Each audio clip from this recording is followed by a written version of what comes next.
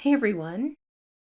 In today's tutorial, I'm going to show you scene building with masking with one of the new Stampin' Up! Stamp sets. And yes, I'm still struggling with my voice. Thanks for your patience. To start with, I have my Clarity Stamp stencil brushes and some Distress ink. I have a little less than half of my card masked off with Post-it tape, my favorite masking. And I'm making vertical strokes with my stencil brush with this mustard seed Distress ink. I want the vertical sense of motion because I'm creating a sky. So I like the fact that there are stripes. What I love about the stencil brushes is that they create such smooth ink blending, but this time I don't want smooth ink blending, and so I'm deliberately trying to create a vertical pattern.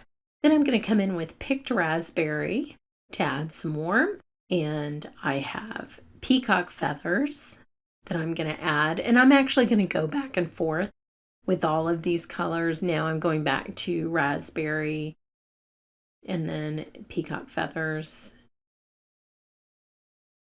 And that is just to create the balance of color that I want. I notice as I add each color, I think, oh, I'd like a little more of the previous color. And so I go back and add that. And the great thing about Distress ink is they all blend so beautifully that I can make any color prominent whenever I want to, just by adding a little bit more. So now I'll remove the bottom tapes. I'm taking off the second to the bottom and then the top one, and you'll see I have a nice crisp horizon line. It really helps to have graph paper. This is the Stampin' Up! Grid paper. I would never get anything straight without this, especially for masking. And now I'm going to use that grid to create another section, another masked section on the card. You can see it's very easy to tell when you get it crooked here with the grid paper. So I'll line that back up. And I just have to say something about this nail polish. This was a gift from my friend Christina. It is Julep nail polish and the color is Lydia, which is a very sweet and thoughtful gift. So that's what I'm wearing today. Now this section in the middle, I need to protect the sections above and below when I go to sponge those. So I'm using some more masking tape, and I really want to get it right at that line so that I don't have a lot of overlap. And then you just want to cover up the rest of the sponged or inked area, just so that you don't accidentally get some extra color onto there and it doesn't end up looking weird. I do want to continue the basic color layout that I had on the sky, but this time I'm creating water, and so instead of going vertically with my stencil brush, I'm going to go horizontally because I want a different sense of motion than I have in the sky. And it's amazing how much of that motion you can capture just with the way you lay your ink down. So I'm starting with yellow and then peacock feathers, then I'm adding some blueprint sketch just to darken it up at the edges.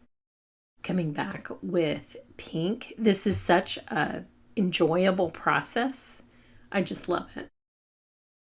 Now I'm going to take the image from, this is sort of the water image from High Tide. And at first I thought I was going to use eggplant, and then I decided I really needed to use black because these colors are so saturated that I needed the contrast of a crisp black. What's really cool about this water image in the High Tide set is you can overlap it. You don't have to worry about lining it up. It looks great no matter what. And it creates these beautiful waves. So I'll show you what that looks like by removing the tape. And you can see that beautiful horizon line with the light sort of lingering at the edge of the horizon and going up into the sky, and then the horizontal motion of the water. It's a nice contrast. So I'll do the same thing. I need to mask off what's going to be the sand with some more masking tape. And again, I need to stick with these same colors because in nature you would have sort of a harmonious color scheme in a scene like this. But I am going to do something a little bit different. I am going to try to make that foreground a little bit darker, just so that it stands out. And I want to focus on that beautiful purple that I got up above by putting a lot of picked raspberry down and then adding a lot of blueprint sketch. Those dark foregrounds, that's a technique they always taught us in art class. It's really what your eye perceives when you're looking at a natural scene, and it seems very backwards. It's hard for me to do, but when I do it, I'm always pleased with the result. So I do want to add a little darkness. And I love the purple that you get when you combine the picked raspberry with the blueprint sketch. I just keep layering them on top of each other. Again, not really doing anything to the brushes in between these applications of ink. At the end, I just kind of swipe them off on my mat like you saw me doing in the beginning. Just to get most of the ink off. I don't worry about them mixing too much because I really keep each brush to a color family. But you can see that dark, dramatic purple that I can get when I go back and forth with these two colors. It's really a beautiful shade. So I will put those ink pads back together. And I'm going to add a teeny tiny bit of the, oh, there's my Misty Magnet, of the mustard seed, just because, again, it's for realism. That sunset would be reflected onto the sand.